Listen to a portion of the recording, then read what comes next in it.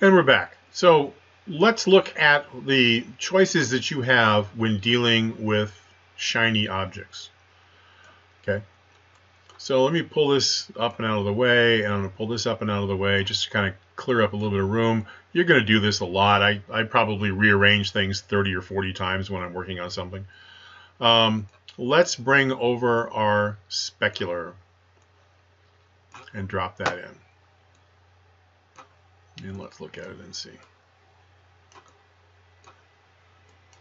Now, what this is going to do is areas that are white are going to become shiny, areas that are black are going to stay flat.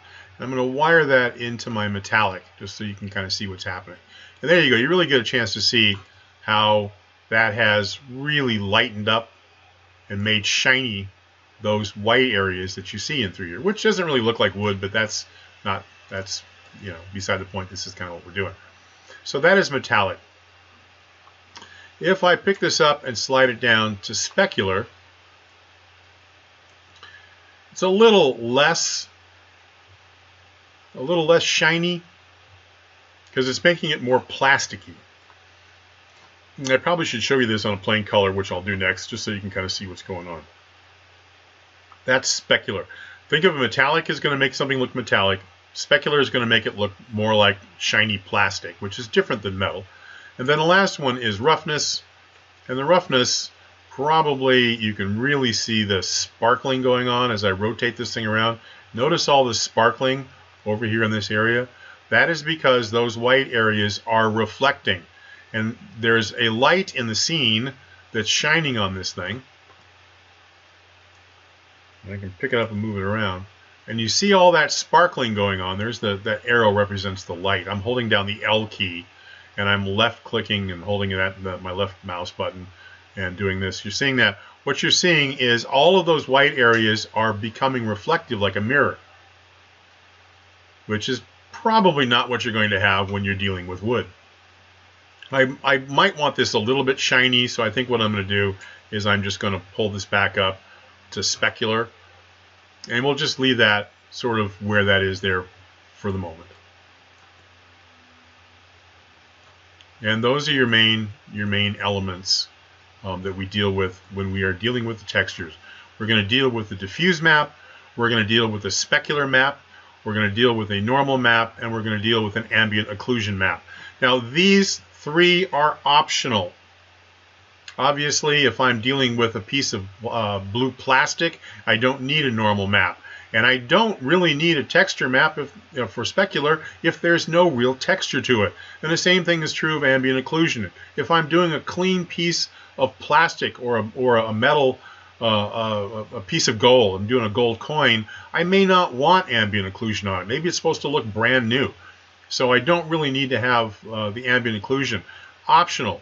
Specular, optional. Normal, optional. Diffuse, something always has to be in the diffuse slot. If you don't have a diffuse, those other slots are going to be in there and working, but you're not going to see the texture the way you want it to see. So you're always going to have some sort of a diffuse texture in there. All right? So let me save this up. I'm going to close that down. And I'm going to create another material here. And I'm just going to, I'm not going to name that, I'm just going to double click and I'm going to open it up. All right, so let's say we wanted to create gold. I needed to create a gold metal. So first thing I'm going to do is I'm going to go in and get something that allows me to add color. And I've shown you this earlier. It's called a constant 3 vector. And to get a constant 3 vector, you can either right click and you can type in constant and track it down. There's a constant 2 vector which handles only red and green. There's a constant 3 vector. There's a constant 4 vector that handles opacity, but we're looking for constant 3. Okay, you can also hold down the 3 on your keyboard and get it exactly the same way. And I'm going to go ahead and I'm going to double click on it, and I'm going to kind of get a nice gold color. And then I'll wire it over. My bad. Again, get a nice gold color here. You have to make sure that this is not the one you're looking at. The one you're looking at is the one over here on the right. So I'm going to pull that up, and I'll get a nice gold color, maybe about like that.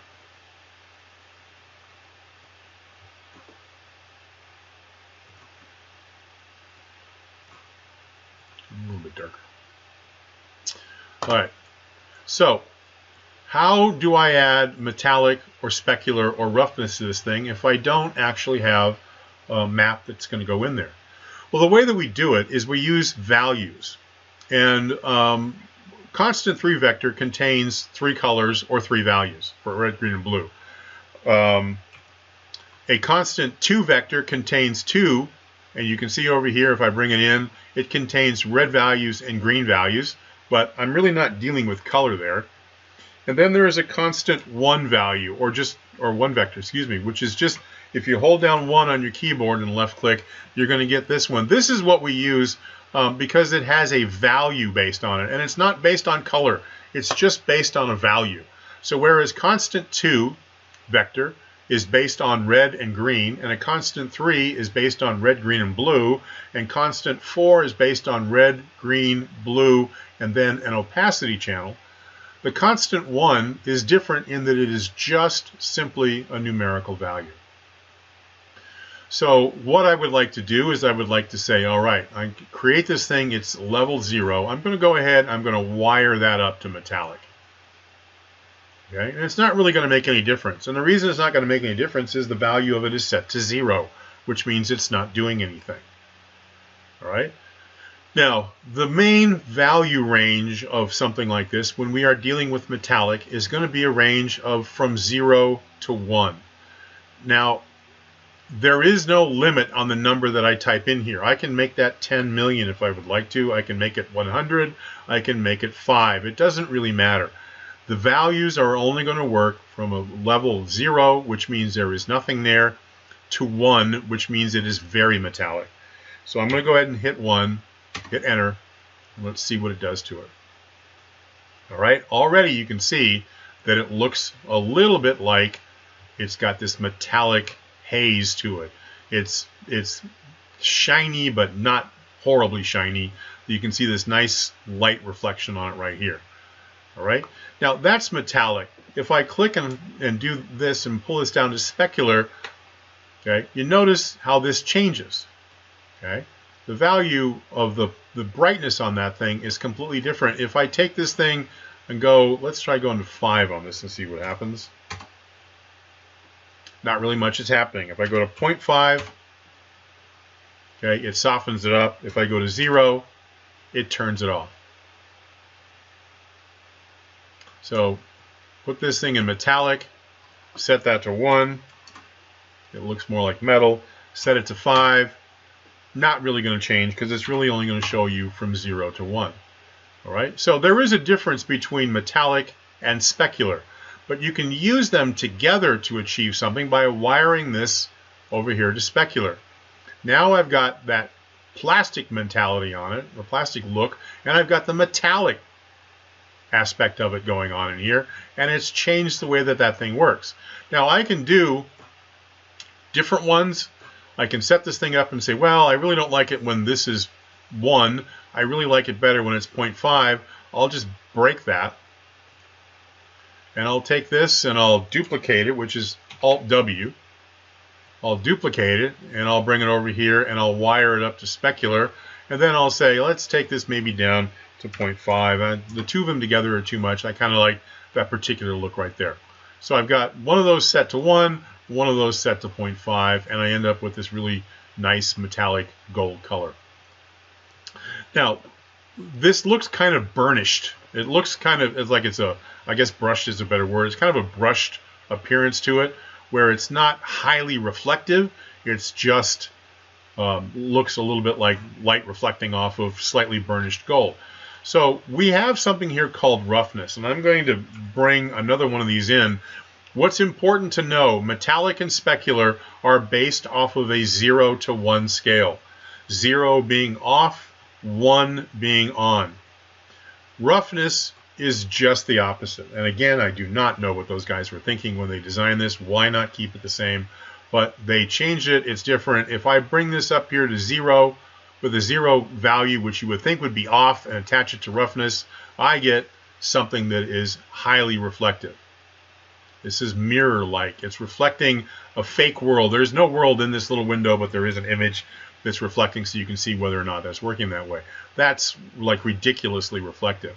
If I go in and I change that to 1, I in essence turn it off. Turn it to 0.5, I get something that's a little bit reflective. Maybe take it down to 0.2, 5. There we go. I got something that's a little bit more reflective and looks a little bit better. And I can play around with those things and kind of do whatever I'd like to do. Now, here's what you sort of need to know about that node over here. Is you'll notice I've got one thing plugged into each of them, but I can plug 2 things into one of these. Okay? So keep that in mind. Each of these exterior nodes, these additional nodes that you're adding in, they can only be plugged in to one. You can't take that and say, let's put it into both of those. You can take it and go the other way, though. All right, so I can take 2 of these and plug them into one, but I can't take one and plug it into 2 different or 3 different things. Well, I guess I can. But you need to see. Notice that as soon as I did that, it disconnected that one. Okay. So you're going to have to work and play with these things. As we go through and create more materials, you're going to see we have ways, as they say, we have ways of working it out. We have ways of making it so you can actually get several things together. Most things will only take 2. 2 is the maximum. Now, in this particular case, when you're dealing with these values, I can get 3 in here. That would work just fine. But for the most part, most of the elements you're dealing with, you only have 2 slots. And you'll see as we go through and start working on things and creating bigger and more complex textures that you have to find ways of doing it. And that's where we're going to get into the math equations, the add, subtract, multiply, and divide. All right. I have also here in Canvas, one of the links in the wiki page for the week is a link to the site that will show you a variety of shades of both metallic, specular, and roughness. So if you're creating gold or silver or copper, or if you're looking for various levels of reflectivity or mirror action, you can go in and you can look at all the spheres that they have. They have the settings in there for you, and you can use that kind of like a recipe book and do that. I do want to mention down below in the bottom right-hand corner, you may have noticed some of these things popping up. Autosave in 2 seconds, 1 second, autosave postpone. Okay, autosave is automatically on here in Unreal, and it is controllable. You can go in and you can turn autosave on or off. I would recommend that you leave it on. What it does is it keeps a backup of 3, a maximum of 3 backups, because Unreal has been known to crash. And if it crashes on you, you're in trouble if you haven't saved your file. So you can set it, you can set the time for autosave. You can do it every 3 minutes, you can do it every 10 minutes. Obviously, if it crashes, you're going to lose more the higher that that's set. It will happen. It'll also take longer to do it. It can become annoying at times if you're working on a really large file. It might take 15 or 20 seconds to save it up. You are locked out of doing anything while it is in the process of saving. So you can go back and you can adjust that as you see fit later on, working in the program itself. But you can set that as an adjustment. All right, let's look back over here and see something else. Okay, I do have a couple of other materials that are in here. I think what I'm going to do is I'm going to go in and let's take that wood and I'm going to apply it to that box, and I'll take that gold and put it on that one, and I'll do wood and then wood and then wood again. And then it should be the same on all of them. So you can go in and take a look at it, and you can see the wood really looks like it's 3-dimensional. It really looks like there's actually a surface texture on that thing, as opposed to creating one of those that's flat. Now you'll notice on a hard edge, like you see up and down that edge right there, you're not going to see three-dimensionality on that because it isn't three-dimensional. That's actually a flat plane, and the textures in this particular point don't even line up. You can see that there's a on the front surface there's that crevice down below, and there's a little bit higher on the side. Those things don't match up. But if you're creating objects and creating textures, you would avoid that, and it would actually look like it's a real three-dimensional object. We also tend to avoid hard edges.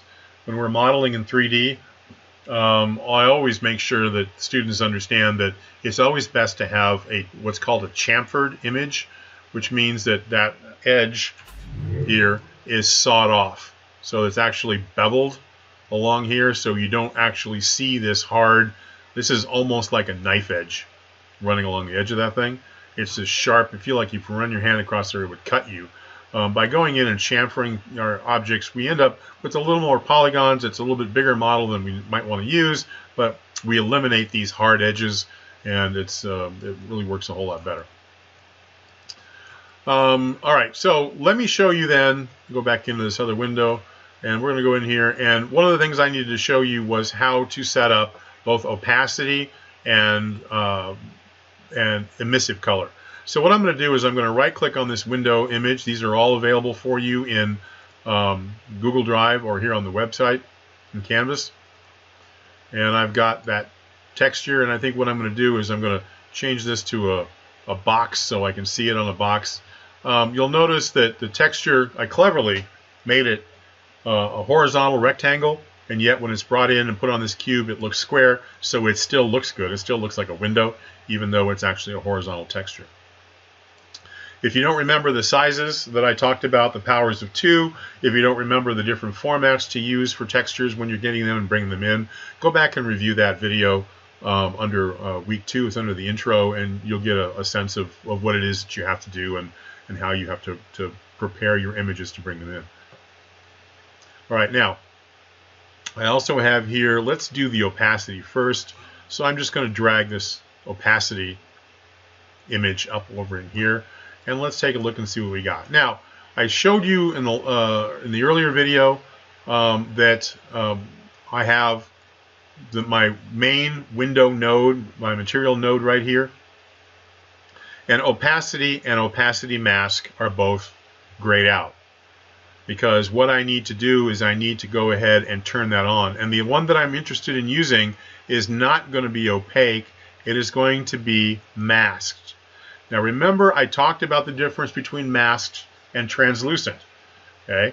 If I select mask, what that says is I am using a black and white image to mask out parts of a texture, to make parts of a texture go invisible. And the way that that's going to work, and if you look at that image right there that I brought in, the second one, I have black windows and I have white background. What that is going to do is that is going to go in, and the black is going to mask out where the windows are in the image, which are just white anyway, but they're going to go away. Okay? If I wanted those windows to be transparent, okay, what I would do is I would go in and I would change this to be translucent, and then I would have to take that black and white image and fiddle with it here in the material editor, because the way that a translucent image would go is dealing with transparency. Black is completely see-through. White is completely opaque. So that image, the way that it stands right now, wouldn't work for translucent because it would just literally knock the windows out. Okay? So I'm going to go here with masked, and you can see opacity mask has opened up here. And what I'm going to do is I'm just going to take that and wire that to opacity mask, and my windows are going to go see-through.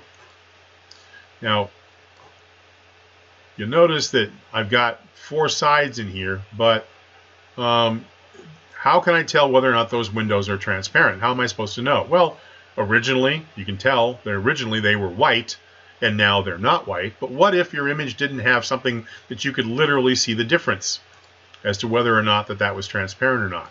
All right? What we're going to do is we're going to switch back over here to my material node. I'm going to click on that main node. And over here underneath masked and underneath my default lighting is a button that is unchecked that says TwoSided.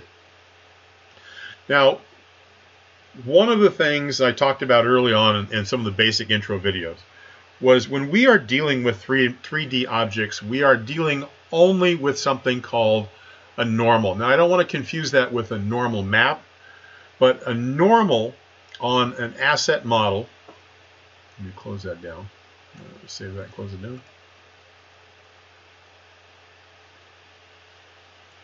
Okay. The normal on an asset, of which this is an asset, is the direction that each polygon is facing. So this particular cube right here, this face is facing towards me. This face is facing to the right. This polygon, this face is facing to the left. The one on the bottom is facing down. The one up here is facing up. And the one back here is facing backwards. Those are the normals for that particular cube. And that's all there is. This is a hollow box. If I go inside of it, there's nothing there. Objects only have one normal. Now, they can be facing outwards like this is, or they can be facing inwards, in which case I wouldn't see an outside, but I would go inside and I could see the inside of that box. It's one or the other. And that's meant to save memory. You don't need to worry about an inside of the box if you're not ever going to go in there. This is supposed to be, let's say that's supposed to be a wooden box. It's a wooden cube, a solid block of wood. You can't go inside of it. You can only see the outsides of it. So why do I have to worry about projecting or even keeping in memory what the inside of it looks like? So our normals are always facing in one direction outwards or one direction inwards. And they can be facing, you can mix and match. You can take one face and you can flip it inside and have the rest of them facing outside. You can do that. But for the most part, that's not really what you're going to want. All right. So if I go back into that material and look at it, okay, I'm only seeing, go back to this. I'm only seeing the outside of that cube because that's all there is. However, if I come down and say, look, I would like to force this thing to be two-sided, so I check that, now what happens is it projects the material on the outside and on the inside. And now I can see that this is indeed a see-through panel. I can see right through those windows and see that in through here. Now, we don't use this very often, the two-sided button. It does come in really handy when you are doing things like foliage and you have a leaf and you have a material. If you have a little plane that's representing a leaf, you only have one normal. It's either one facing one way or facing the other. So we can go in and we can fake our leaves to look like they're two-sided. You can do something like this where in this particular case, you'll notice that the wall really looks like it has no thickness to it at all. If I go back and look at the side of that window, it looks paper thin because it literally is paper thin. There's no substance to it. But in a pinch, sometimes it's a great way to show the inside of something when you don't really have anything modeled in there. It's going to display the same material on the outside and the same material on the inside, and there's nothing you can do with it. So do about it. It's like you can go one or the other, or you can just click that button and do that. It just takes up a little bit more memory, but it's a lot better. It's a lot less memory than if I was actually creating an interior space where I really didn't need one. So I do use it for that, but other than that, we don't use it for much of other things. You can see light will also pass through it. You can see the shadow back there on that wall. Light is passing through that window and it's casting a shadow, even though it's not really there. It's kind of a neat thing. All right, so let me take this, pull it down. Let's go back here and get the illumination now, and let's look at emissive. And I'm going to go ahead and I'm going to break that link. Okay. And so I'm back to what I am. I don't need to have, this doesn't need to be two-sided anymore.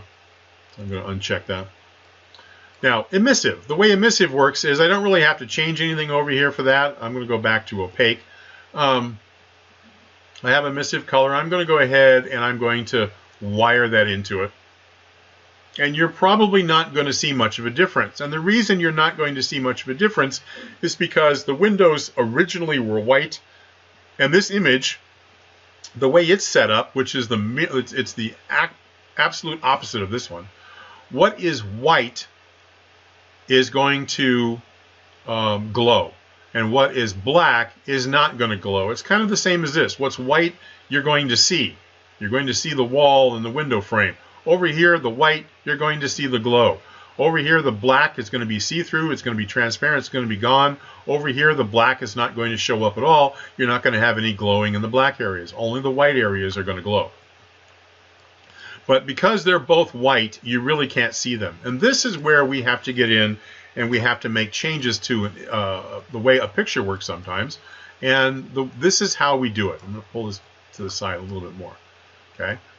What I need to do is I kind of need to up the value on this one. The glow is not really showing up very well here. There is a slight glow. I can see it a little bit. You probably can't see it on the video, but I'm getting a slight glow out in here. But I really want this thing to look like those windows are really casting a glow out of there. So what I need to do is I need to up the value. And whenever we need to increase the value of something, we're always going to use a 1 constant. So hold down the 1 key and I left click with my mouse. So I need a constant value, but I can only hook one of those things into Emissive at a time. I've either got this or I have that. Okay. If I take this one and I say, look, let's maybe set that to 3. My whole cube is going to glow. All right. I just want the windows to do that, but in order for that to happen, I have to have this basically an emissive mask. So here's what we do. I need to multiply the white areas that you see here by this value 3. I don't want to multiply the black areas. Those aren't going to get multiplied at all. I want the white areas to be multiplied by a value of 3. So I'm going to hold down M, and I'm going to bring in my multiply node. And what I'm going to do is I'm going to wire this to A, which is the main input. I'm going to wire B to the value input. And then I'm going to take this node and I'm going to wire this up to Emissive. And now what I have is just the windows are glowing.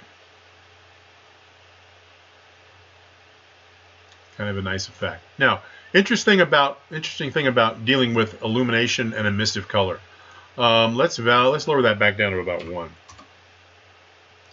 You notice it doesn't look like the difference between 1 and 0 is negligible. Okay, I mean that's a little bit darker. If I set that to 1, I'm getting a little bit of, it's a little bit brighter there. If I go to 2, it's a little bit brighter still. If I go to 3, it's really bright. If I go to 5, it's like way bright. All right. You really, for the most part, when you're trying to get an illuminative glow or emissive color glow like this, you have to go above 3. 3 or higher will give you that. A lot of times 1 and 2 won't really do much. If you're really looking for something to be glowing, you're really going to have to go 3 or higher. And you can be ridiculous about it. You can go to 100. And it just wipes the whole thing out. So let's go back down to 3. So you kind of get that effect. And you can play with it. You'll learn as you go how to do things like change the colors.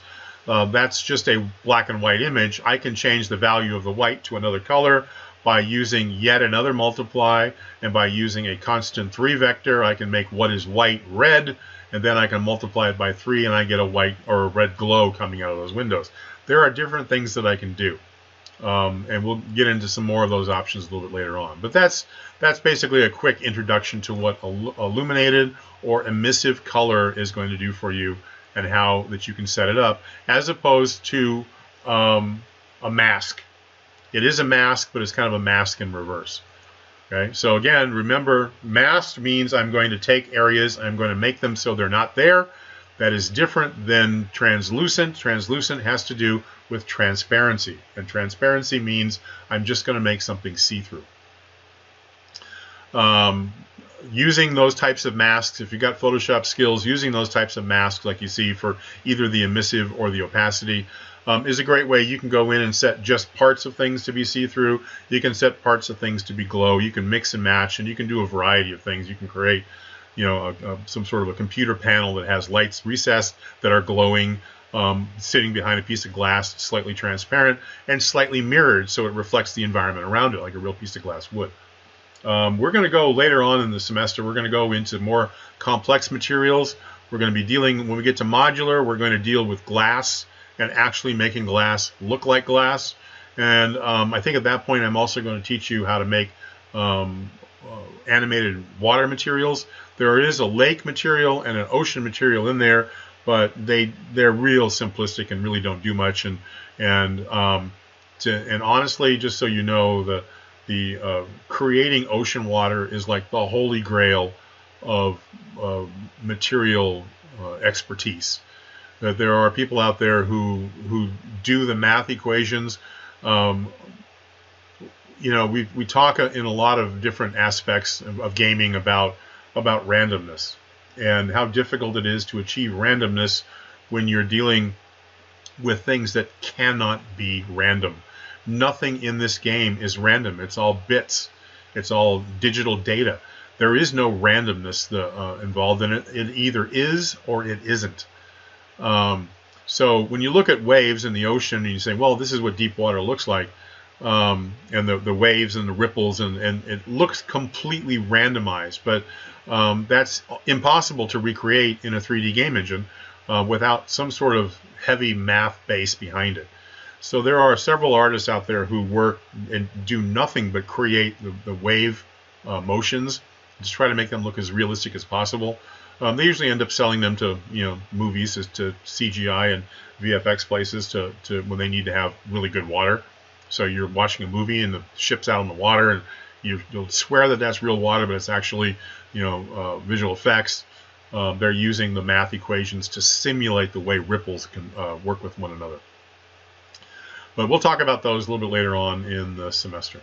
So that's your basic explanation about materials.